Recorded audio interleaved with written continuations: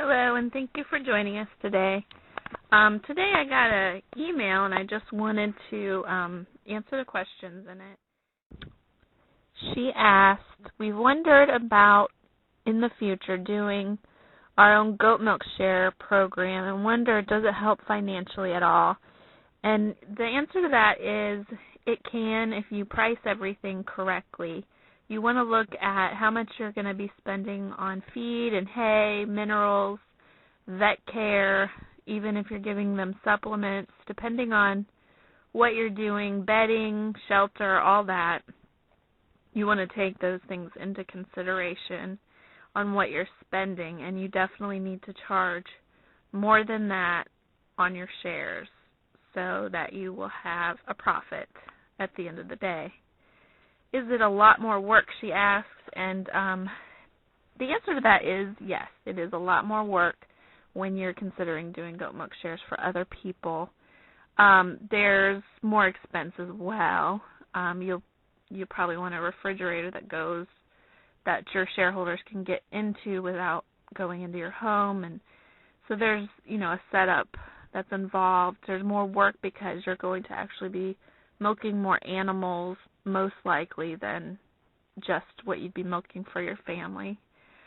And also just the process that's involved. You want to be more careful when you're dealing with other people's milk, that just to make sure that it's clean, the bottles are clean, that it's handled properly and kept at cold temperatures, and that they're educated on how to transport their milk safely as well. So, yeah, there is a lot more work involved when you're doing goat milk shares. She also asked, how does it work? How many shares are in each goat? And do you split the cost of those shares? And do the shareholders pay for feed as well? And all that is going to be your decision. It's your goat milk share program. You can run it the way you want to. The majority of people I know that do goat milk shares divide it up by that day, and the average dairy goat produces 1 gallon of milk per day at her top peak once she's freshened. And then once the days get shorter, that's going to go down. So they can't count on getting that gallon every day for the entire year. So you're gonna want to make sure that your shareholders understand the lactation curve that there is on the dairy goat. And the way you do it is you divide it up into a cost to join the share program, and this is actually the money you're going to use to purchase your goat, to purchase, milking equipment, anything that you need to provide that milk for your shareholders.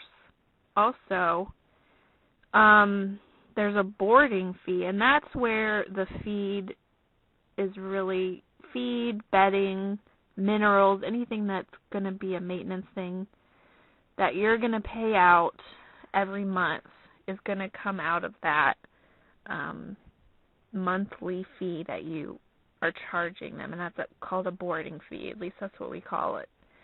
So that's where they're gonna pay for the feed, and any of the profit that's gonna go to you for providing that service for them. And that is going to be entirely up to you, but you do want to do your research, maybe ask local farmers that are doing it, not to be snoopy, but just to know how to set your fees, basically. She also asked if having a drop-off is easier than having the shareholders come out to your farm. And actually, it is not easier to do the drop-off. It's also costlier and more time-consuming for us. We've done a drop-off, and with gas prices, it's if you have a ton of shareholders, you might be able to work it out and just split the gas fee. Maybe just have a delivery fee on top of it. Also, just farming in general, and then, if you have a family, you have things to do, other things you're doing, you might not be doing this full time. And then to drive out can be a lot of time and demanding on you as well, because a lot of times you might schedule a drop-off and then people's schedules get, messed up. They get sick, or you get sick, or inclement weather, depending on if you're doing a farmer's market or if you're actually able to drop it off at like a health food store or something. Just there are other dynamics involved in that. They might be closed for a holiday, and yet you're still needing to get that milk to your shareholders. So there's a lot more involved in it than just putting the milk out in a fridge on your property for them to come as they please. She also asked, do you have trouble finding people who want the milk? This hasn't really been an issue. We advertise free on Local Harvest. I believe it's localharvest.org. It's a free service.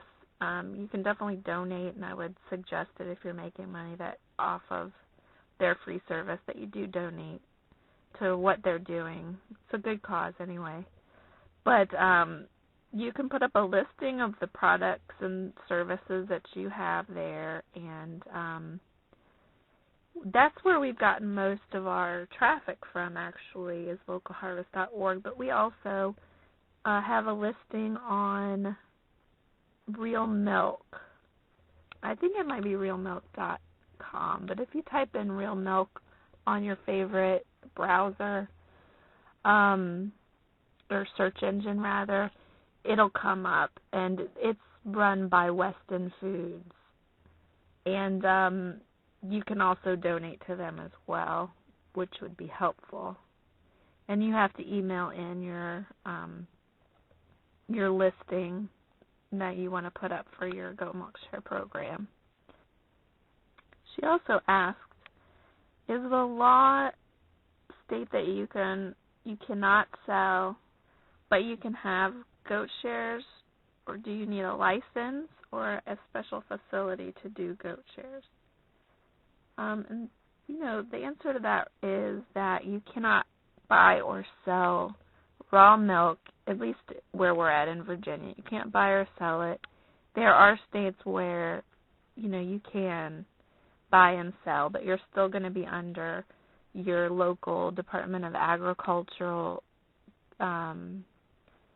dairy regulations. So you'll have to look those up if you are in a state where you can do that. But here we're not allowed to do that. So, but you can, drink milk from your dairy goat or cow, however you want to put it. But so what they're doing is they're actually buying a share of a dairy goat, and we are providing a service for them by milking it for them.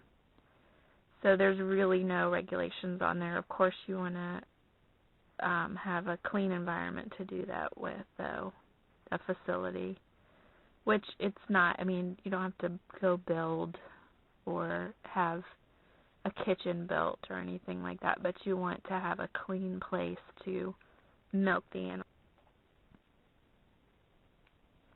She also asked, what can you sell as far as goat products? It was confusing to me and sounded like you may be able to sell cheese, but you need to follow certain guidelines, be licensed, and have a special facility. And the answer to that is, about the goat cheese rather, is that for you to sell raw goat cheese, you would have to be under the Department of Agriculture. You have to be kind of certified. You'd have to be in keeping with the facility. They'd have to come out and inspect it, and it would have to be in keeping with their regulations.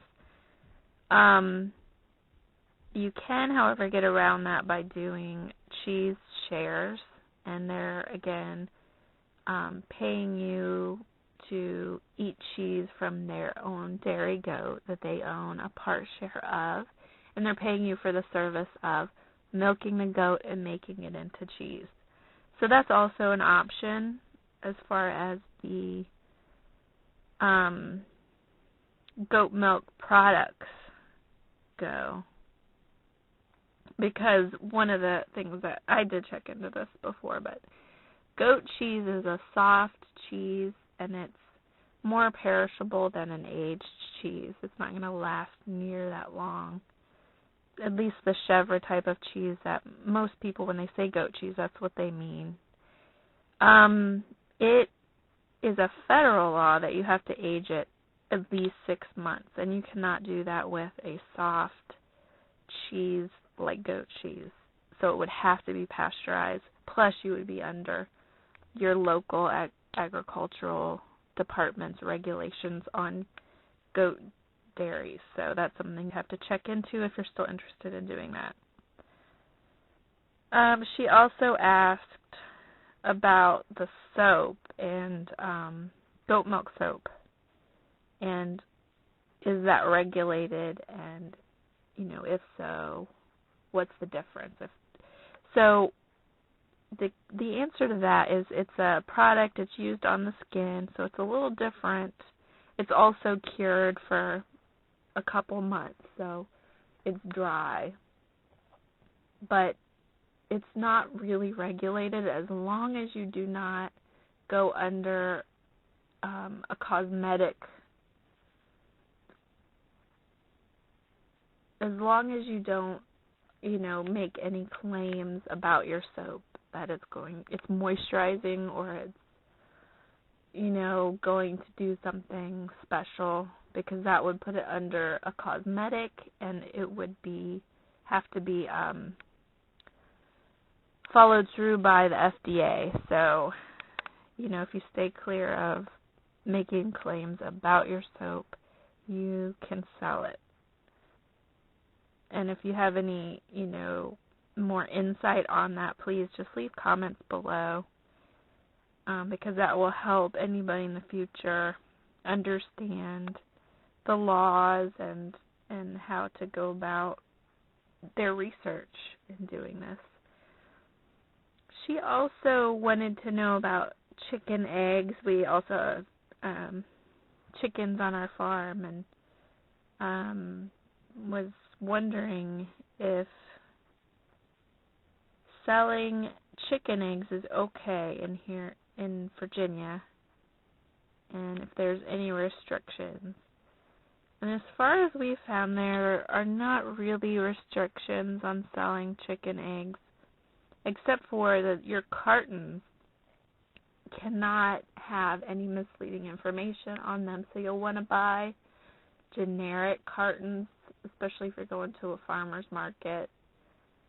And there are inspectors there, and they're going to be looking for things like that. So you don't want to use an old carton from the store that makes certain claims, has, the nutritional information on it, because, of course, it's going to be different than your free-range eggs. They have different nutrients and all that, and you haven't tested your eggs to basically put that on your carton.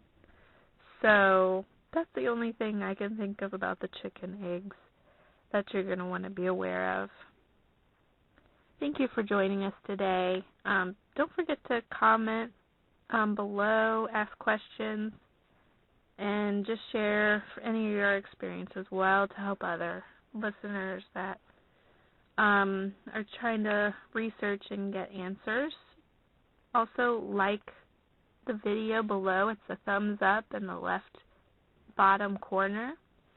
And don't forget to subscribe. We have a lot more videos coming, and this will just give you an indication when I've posted them.